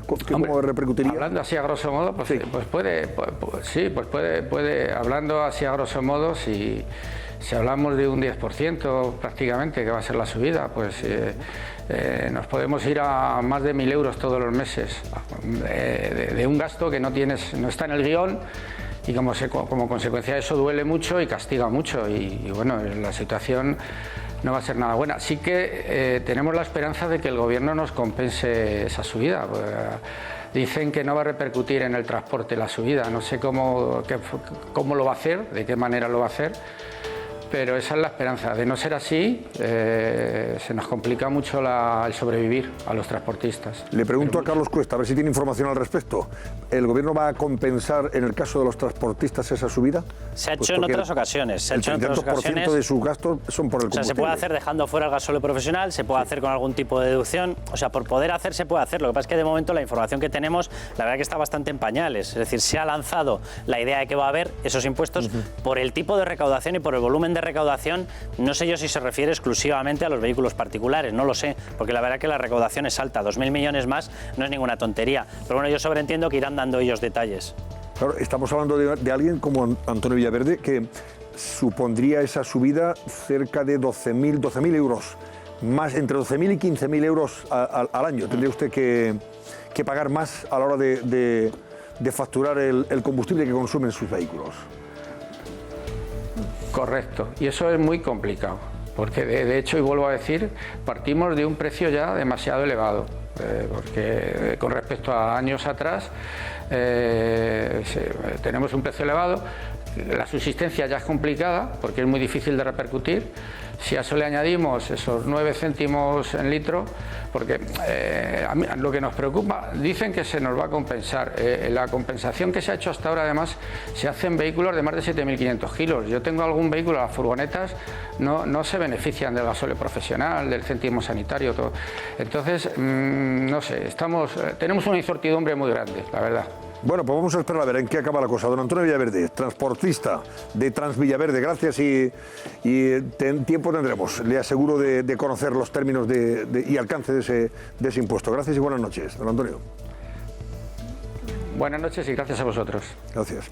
Bueno, Carlos, ahora hablamos de lo de las propinas y los camareros, que me parece muy interesante, pero en fin, en cualquier caso, todavía esto, no sé, a veces uno piensa que esto funciona como suele decirse, se lanza la especie, ¿verdad?, globo sonda, para luego después saber qué repercusión tiene y valorar si llegamos hasta las últimas consecuencias o nos quedamos. Aquí hay una presión de fondo que apunta a que sí que va a haber subidas y muy rápidas. Y rápidas. Lo digo porque Bruselas nos está apretando las tuercas, porque es verdad que los anteriores presupuestos ya iban descabalgados en 15.000 millones y se nos dijo, se están haciendo determinadas promesas que repercuten sí o sí en más gasto. Todo eso lo tienes que justificar ante Bruselas. Si no, vuelves otra vez a estar por encima del 3% de déficit y vuelves otra vez a tener a los famosos hombres de negro. Entonces yo creo que desde luego de alguna manera u otra vamos a ver subidas. Bueno, pues ahora volvemos y si queréis comentar algo de esto también os doy la oportunidad de que digáis algo, ¿verdad?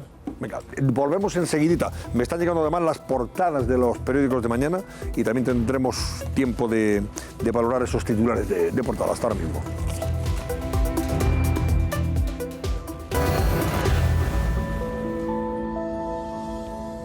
Teníamos pendiente lo de la propina de los camareros. ¿Qué va a pasar con esa propina que reciben los camareros?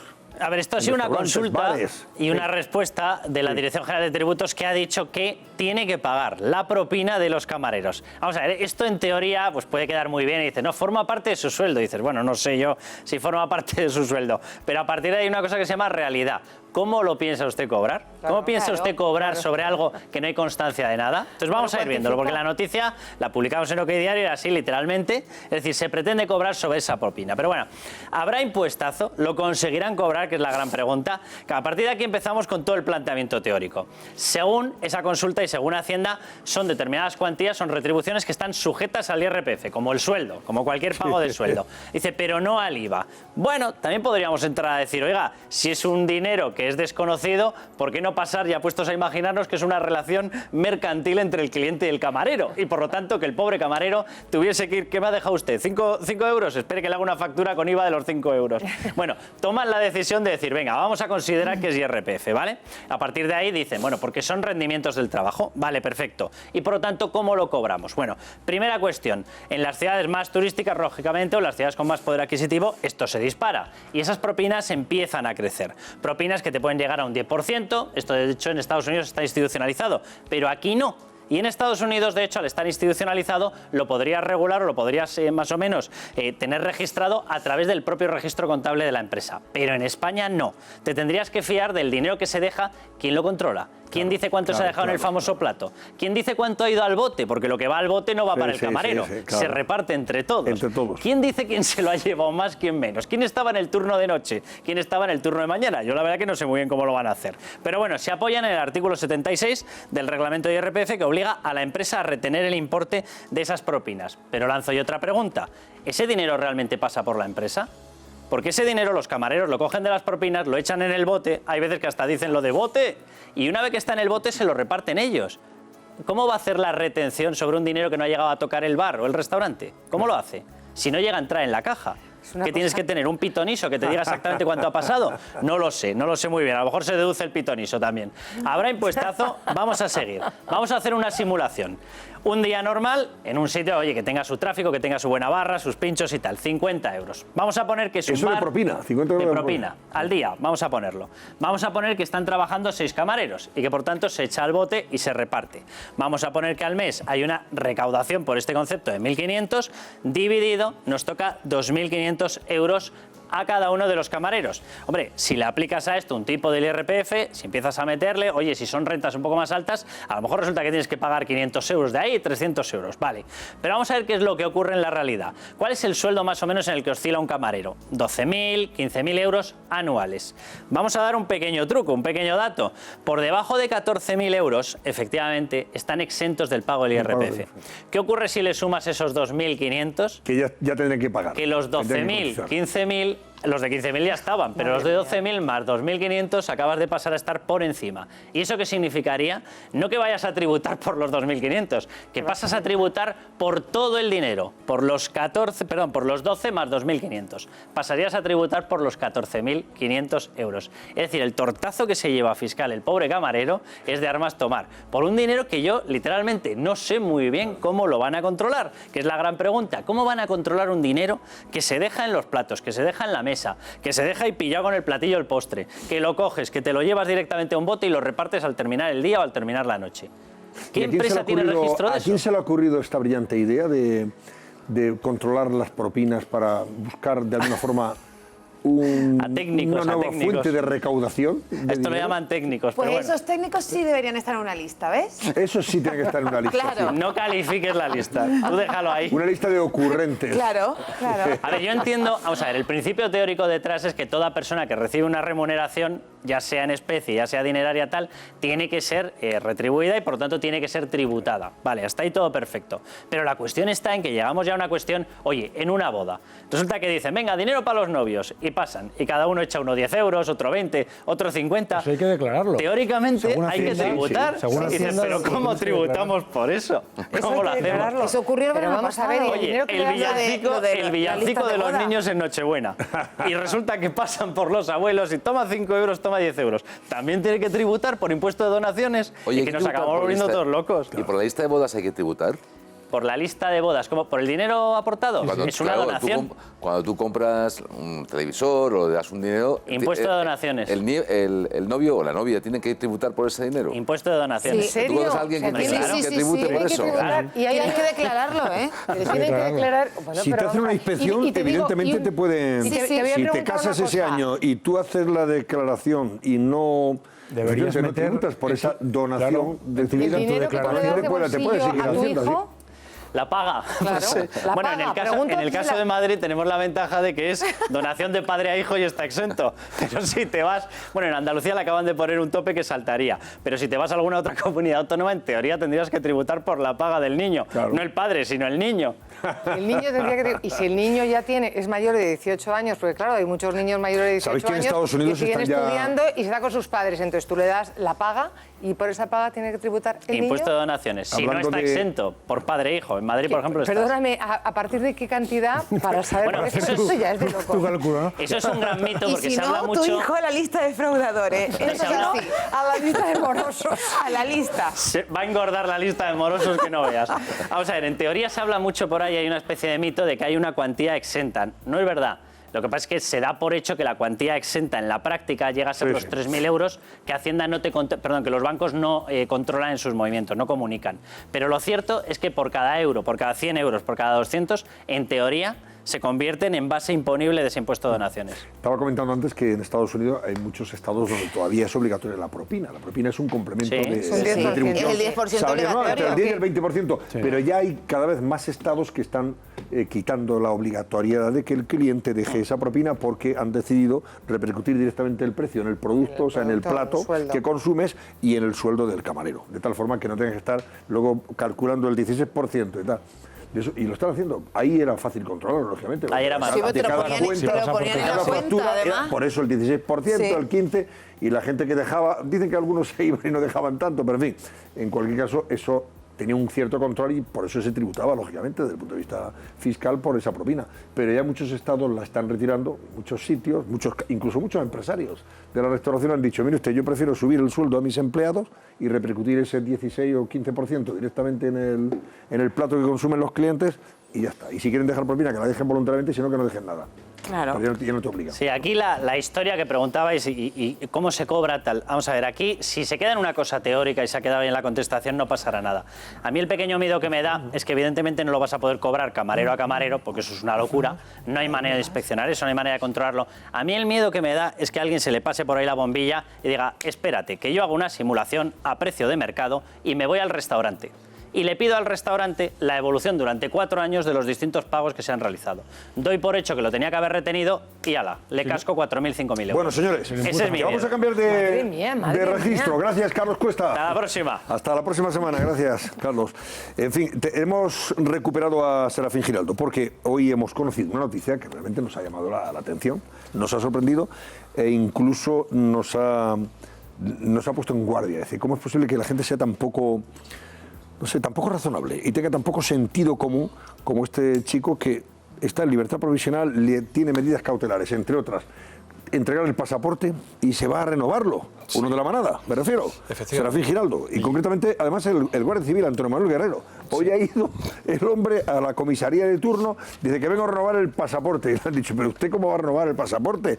Si usted está ahora mismo en libertad provisional y una de las medidas cautelares es que le han retirado el pasaporte. Sí, efectivamente, y aquí tenemos un dato objetivo de un tuit oficial, un comunicado oficial del Cuerpo Nacional de Policía que dice, lo leo literalmente, pillado uno de los miembros de la manada cuando intentaba obtener el pasaporte, no hay duda, teniendo en vigor pues una prohibición de salida, con lo cual esta persona pues se ha dado cuenta a la autoridad judicial de que ha llegado a una comisaría a interesarse por el pasaporte y será el juez quien mañana tenga que decidir sobre si continúa en libertad o ingresa en prisión por riesgo de fuga. Al parecer, pues él comenta que lo tenía caducado.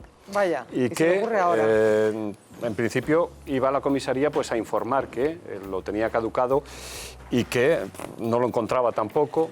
Vaya por Dios. Dice que caducado ¿Y para qué? O sea, pero vale, si Pues lo si no tiene puede caducado y viajar, perdido, ¿y si no puede, pues nada. No, que no lo encontraba. Lo que Pero pasa es que exigido que lo entregara. Claro, es que el auto... Bueno, pues entonces lo que tiene que hacer es ir a la comisaría, pero decir, no a renovarlo, decir usted, tengo perdido el pasaporte, hágame un papel A denunciar la desaparición de su pasaporte. Y lo sabría él, que es guardia civil, digo yo. Aquí, si me permitéis, voy a ser muy... A ver, muy corporativo. No, muy subjetivo a la hora de opinar, pero creo que mi opinión va a ser tremendamente objetiva. Un guardia civil tiene que saber que no puede ir a una comisaría a interesarse por el pasaporte. ¿Por qué?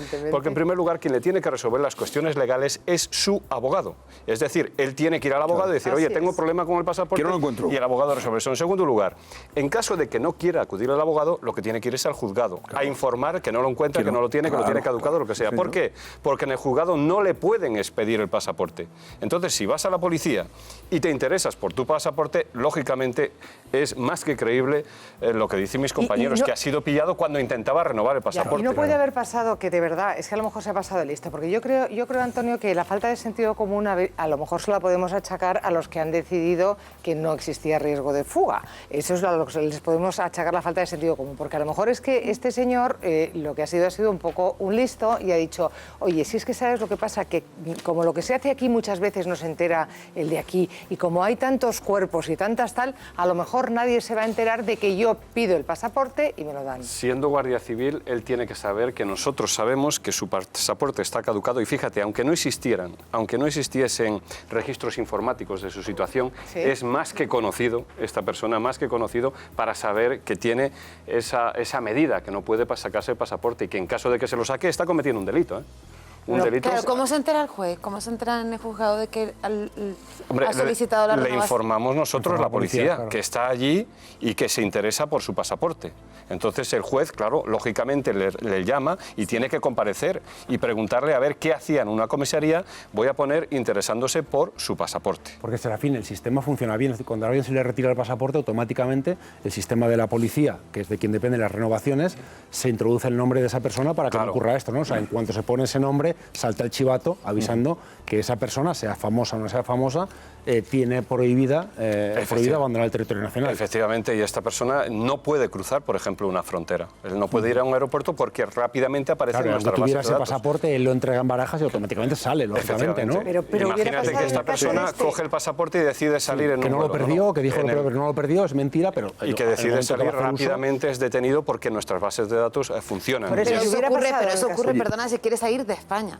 Claro. O sea, pero si él va a Francia, a Portugal, o sea, sí puede, ¿no? O sea, no habría evidentemente problema, por territorio Schengen hay libertad de movimiento. Pero yo, por ejemplo, otro día intenté ir al extranjero, a un país europeo, llevaba el pasaporte caducado, no me di cuenta, inmediatamente saltó. Inmediatamente me dijo el guardia civil, claro, está esto caducado, menos mal que llevaba el carnet de identidad. Claro. Pero es automático, es que lo pasan por una especie de lector y automáticamente te dice que está caducado. Claro, pues fuera de circulación. Tendrá que enfrentarse a la decisión del juez. Vamos a esperar. Ahora la Fiscalía ha pedido que sea devuelto a la cárcel. Lógicamente vamos a esperar a lo que dice el juez. Bueno, una cosa, Serafín, hemos conocido otros casos, estos días lo venimos comentando, que también habrían sido detenidos y acusados de delitos de violación en menores, incluso en chicas menores.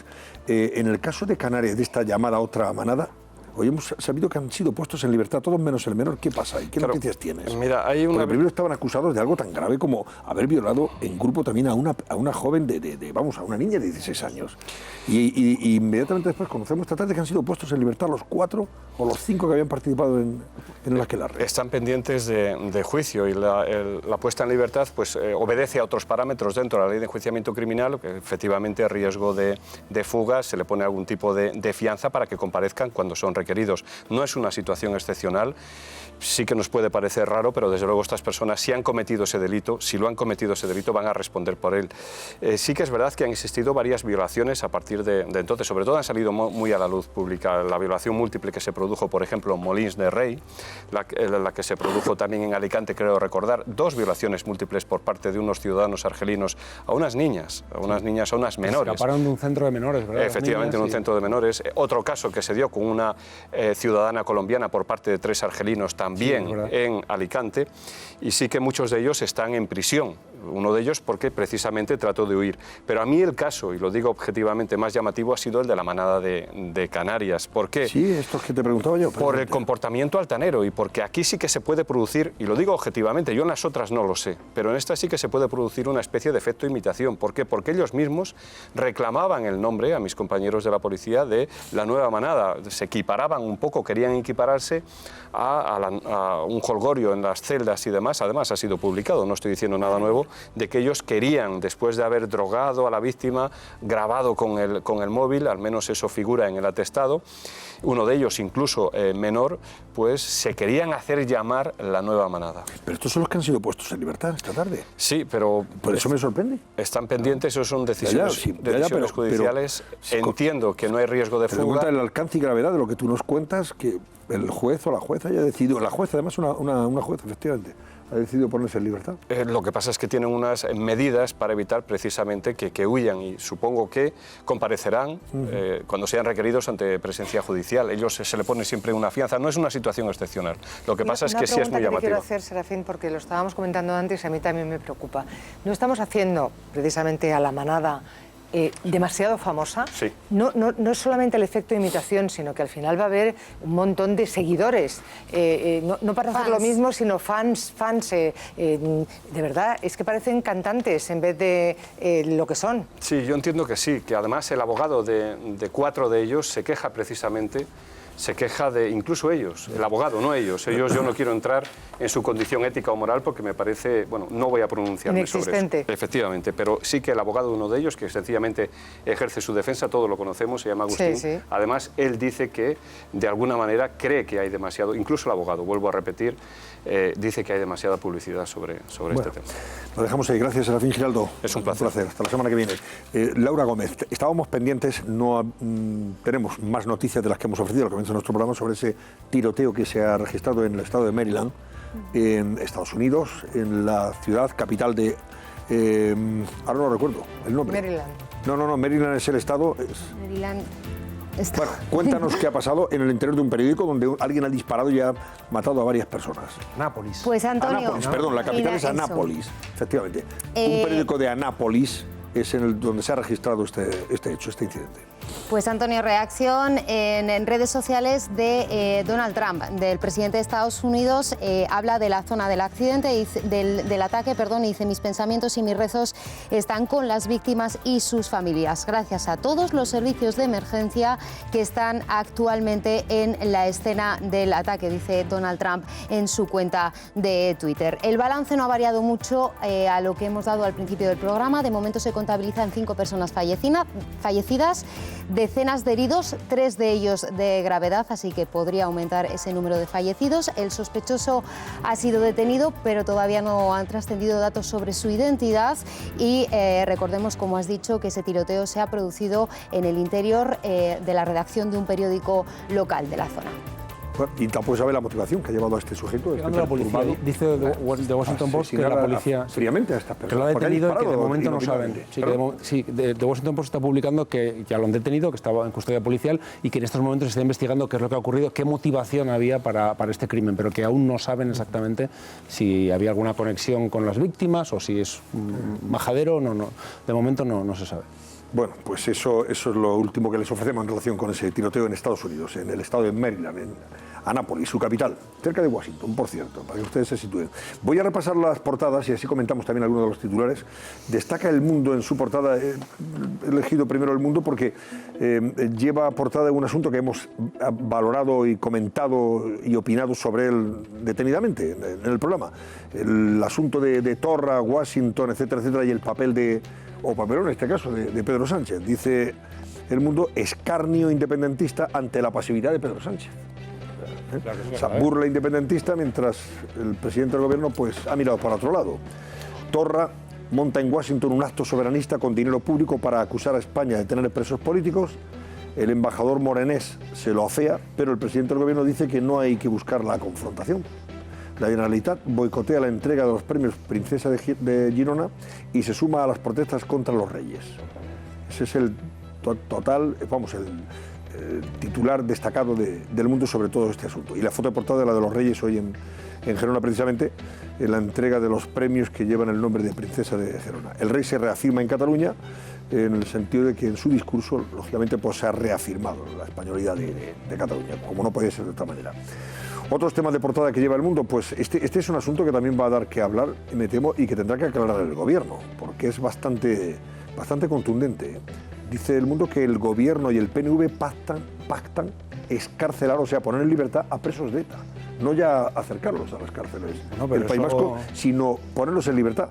El acuerdo prevé, además del acercamiento, la progresión de grado penitenciario de los reclusos, lo que se interpreta por parte del mundo y a tenor de la política penitenciaria, que sería poner en libertad a algunos de los presos terroristas que van a... Eso tiene que pasar por un juez. Ya. Bueno. Tampoco el gobierno no puede decidir a este lo libero porque tengo un pacto político. Según Josean Izarra, que es el que publica esta información en El Mundo, sería un paso más en la complicidad del gobierno con el PNV tras la moción de censura.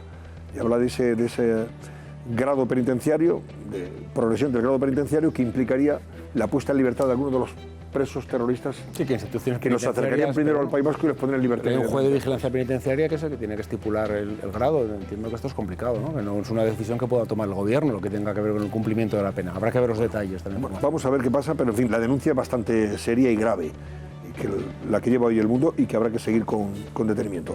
También habla el gobierno de algo que también hemos comentado esta noche, El Mundo, esas subidas fiscales, esos impuestos que nos van a poner. El Ejecutivo está planeando una subida fiscal, o sea, unos impuestos para ingresar 6.500 millones de euros. Y entre esos impuestos estarían estos que nos ha comentado Cuesta, al diésel, la bolsa de plástico, etcétera, etcétera. España y Francia cierran filas ante Italia para intentar salvar a Merkel en la crisis migratoria, que es el asunto que se ha abordado en el Consejo Europeo de hoy, y detenido un monitor de campamento por abusar de 10 menores. Otro caso de estos que lleva también en su portada del Mundo. La foto de portada de ABC es la presencia de los reyes en la entrega de los premios, Fundación Princesa de Gerona. El rey defiende una Cataluña de todos y para todos. En la entrega de los premios Princesa de Girona, don Felipe reivindica los valores de una tierra de acogida inclusive e integradora. Sánchez, por su parte, evidencia sus prisas por trasladar a los presos del 1 de octubre a las cárceles catalanas y ha comenzado ya los trámites antes de recibir luz verde de Llarena incluso. En su portada 2, ABC destaca también un asunto que hemos comentado al comienzo de nuestro programa. Los obispos tildan la ley de eutanasia del PSOE de corredor de la muerte. Advierten de que el derecho a morir no es un derecho. Esta propuesta del Partido Socialista pone en cuestión un principio ético básico, el de no matarás, que es lo que han dicho los obispos en su comisión permanente al abordar este asunto. También comenta otros titulares como luz verde en el Congreso, los presupuestos que elaboró Montoro y aplicará Sánchez, y la nueva lista de morosos con el fisco incluye 4.315 nombres que deben 15.300 millones de euros. Voy con la portada del País, que destaca el sur de la Unión Europea impulsa una gestión migratoria compartida. España y Grecia son candidatas a albergar alguno de los centros a los que se enviaría a las personas llegadas a las zonas con mayor afluencia. Y también habla de Rato y Bosé, que entran en la lista de grandes morosos con Hacienda. Constructoras y promotoras copan la lista de 4.315 deudores de más de 1 millón de euros. Y Torra, que complica la distensión con Cataluña, impulsada por Sánchez. O sea que mientras el gobierno da algunos pasos y hace gestos de distensión, de bonomía, aquí llega Torra y lo complica todo. Podemos y PSOE se enfrentan por el candidato para Radio Televisión Española. También es otro de los titulares que destaca el periódico El País. La verdad que tienen ahí una guerra tremenda.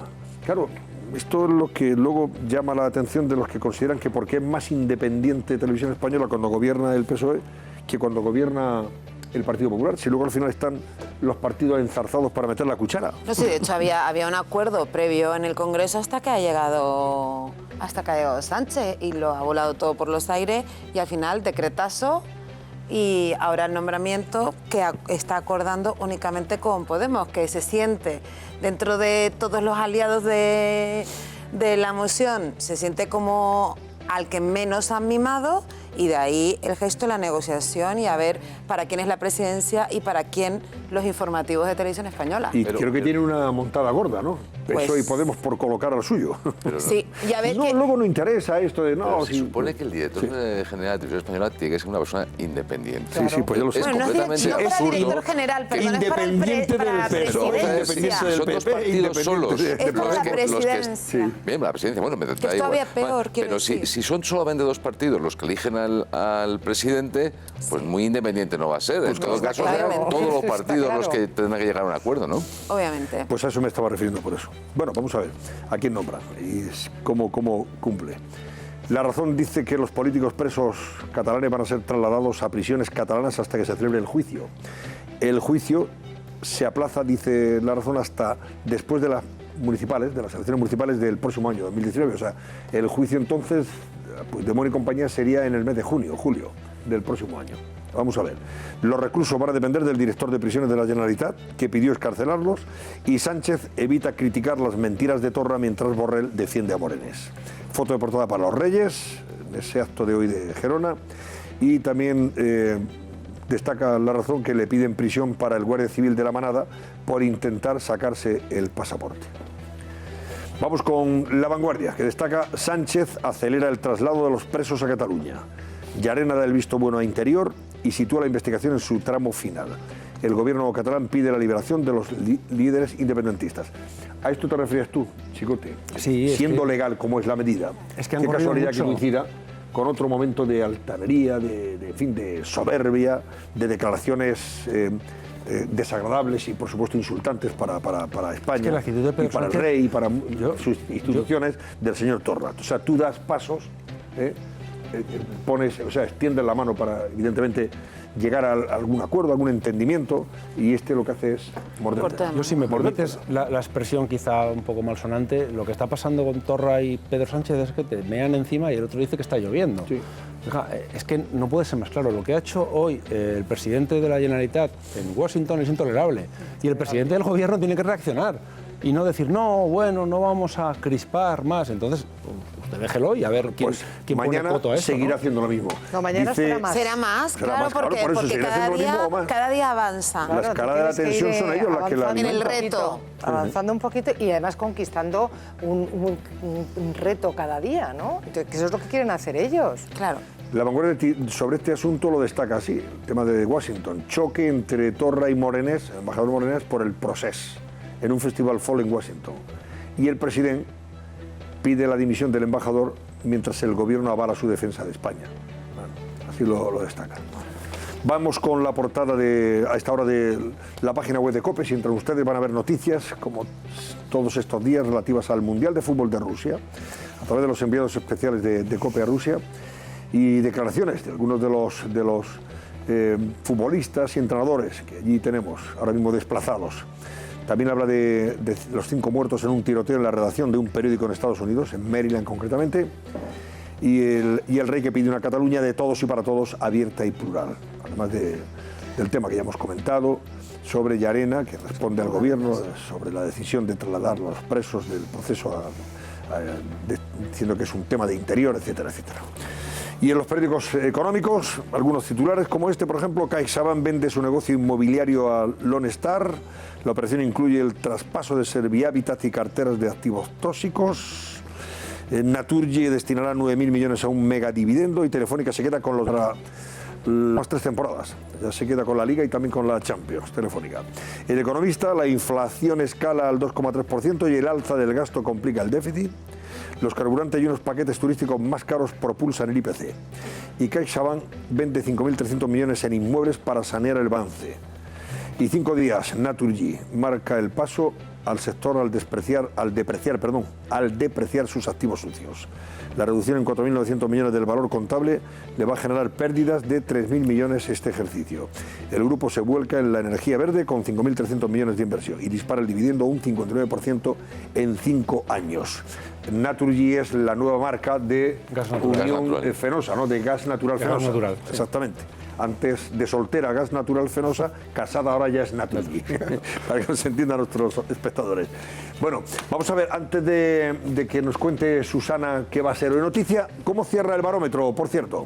El barómetro, recordamos la pregunta, Antonio. ¿Aplauden ustedes la actuación, aplauden nuestros espectadores la actuación de Morenés delante de Quim Torras? Pues son contundentes nuestros espectadores hoy. Un 83,2% ha votado que sí que respaldan esa actitud de Morenés, y un 16,8%, todo lo contrario, dice que no. Bueno, pues enseguida volvemos para despedirnos y dar paso a nuestros compañeros de pantalla grande. Hoy tenemos cine a todo trapo, así que no se lo pierdan. Estamos de vuelta en 2 minutos. Venga, hasta ahora.